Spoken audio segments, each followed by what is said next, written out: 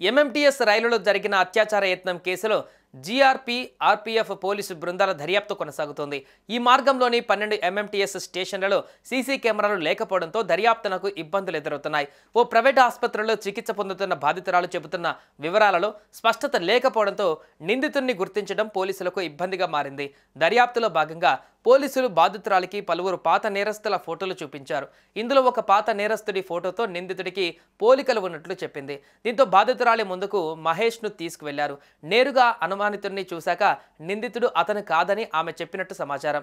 అయినా మహేష్తో పాటు మరికొందరు నిందితులను అదుపులోకి తీసుకున్న పోలీసులు తమదైన శైలిలో విచారిస్తున్నారు. అన్ని స్టేషన్లలో పలు కోణాలలో విచారణ చేపట్టిన పోలీసులు నిందితుడు ఆల్వాల్ రైల్వే స్టేషన్ నుంచి ఎంఎంటీఎస్ రైలు ఎక్కినట్టుగా నిర్ధారించుకున్నారు.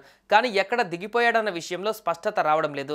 జీఆర్పీ, ఆర్పీఎఫ్ తో పాటు పలు విభాగాలకు చెందిన సిటీ పోలీసులు నిందితుడిని గుర్తించడానికి గాలింపు చర్యలు కొనసాగుతున్నాయి. మేడ్చల్, గుండ్లపోచంపల్లి వరకు ఉన్న అన్ని ఎంఎంటీఎస్ స్టేషన్ల వరకు దర్యాప్తు చేస్తున్నారు. సికింద్రాబాద్ రైల్వే స్టేషన్లో సీసీ కెమెరాల ఫుటేజీల పరిశీలన కొనసాగుతుంది.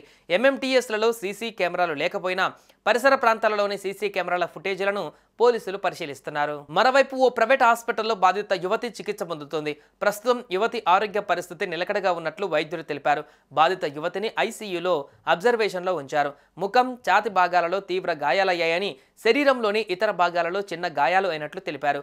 ముఖం వాపు తగ్గిన తర్వాత ప్లాస్టిక్ సర్జరీ చేసి గాయాలకు ట్రీట్మెంట్ చేస్తామన్నారు. ఇదిలా ఉంటే రైల్వే ఎస్పీ ఆధ్వర్యంలో 5 టీంలు నిందితుల కోసం గాలిస్తున్నాయి. సైబరాబాద్ కమిషనరేట్ పరిధి నుంచి మొత్తం 13 టీమ్స్ ఏర్పాటు చేశారు. 13 టీమ్స్లో మేడ్చల్ ఎస్ఓటీ, సిసిఎస్ పోలీసులు ఉన్నారు. రైల్వే పోలీసులు, సైబరాబాద్ కమిషనరేట్ కలిపి మొత్తం 18 టీమ్స్ ఏర్పాటు చేసి గాలిస్తున్నారు. ఇప్పటికే కొంతమంది అనుమానితులను అదుపులోకి తీసుకుని విచారిస్తున్నారు. ఇప్పటి వరకు సుమారు 300 సీసీ కెమెరాలను జల్లెడ పట్టారు పోలీసులు.